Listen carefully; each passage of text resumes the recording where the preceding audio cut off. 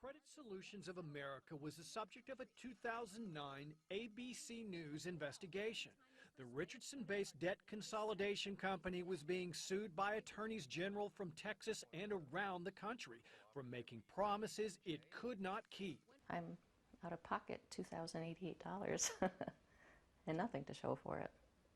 Credit Solutions and its CEO, Doug Van Arsdale, was fined in order to pay claimants millions of dollars. Credit Solutions closed. But now, across the country, a new and similar operation is starting to emerge.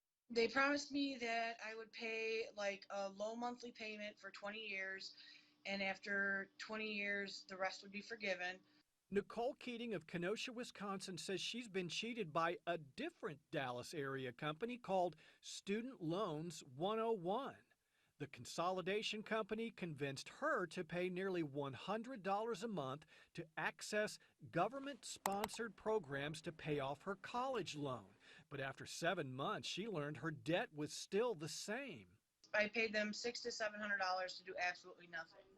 Bobby Dean of Seymour, Indiana, says she was paying Student Loans 101 nearly $50 a month.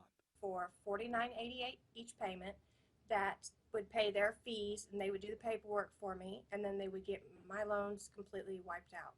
A few months later, she too found out that nothing had been done to pay off her college debt. She called Student Loans 101 and asked for her money back. A female answered. I asked her twice to give me my money back. I told her that I have family, and she just flat denied it. She said no. What Bobby and Nicole say was happening to them was not unique, according to this former employee who asked us to protect his identity.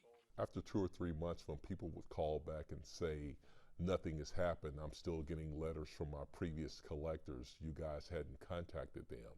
He says not long after he started, he noticed the elusive behavior of the CEO, Douglas Michael. When the complaints from clients started piling up, he decided to dig into Michael's past. He found out that his boss's real name was Doug Van Arsdale, former CEO of Credit Solutions of America and another company called 888 Lending. And I just did a search one day and I saw his picture where he was 888 Lending CEO. He had all these lawsuits against him in other states, and he had operated other businesses. And just like Credit Solutions of America, the complaints have been piling up with the Better Business Bureau of Dallas, which did its own undercover investigation, posing as a student needing help with a loan. In this particular case, the company told us something very similar, that we could significantly decrease the amount of the debt and that would be enrolled into some government programs, prior to asking us what the criteria was about or whether or not we met it. Landix says Student Loans 101 never filed a loan reduction application in their case. She says the company has 13 complaints on file and until recently had a rating of F. The agency's corporate address is listed at this sleek office complex in Addison. But the receptionist there says Student Loans 101 does not have an actual office there. It only uses the mailing address. We photographed Van Arsdale, who now goes by the name of Douglas Michael, at a more modest office complex in Richardson.